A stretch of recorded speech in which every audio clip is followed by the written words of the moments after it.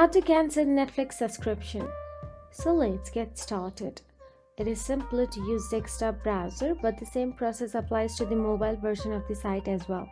Go to the Netflix website and log into your account you want to cancel. Then click on a profile picture in the upper right corner of the page and click account to open the account details page.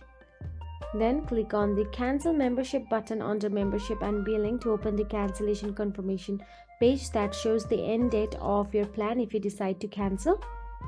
Then click finish cancellation. This opens a survey where you can select the reason for your cancellation from a list of predefined items or provide detailed feedback. Then complete the feedback survey and click done. This takes you to the account details page, which contains information about when you will lose access to your Netflix shows. And that is it. If you found this video helpful, please like, share and subscribe, and thank you so much for watching.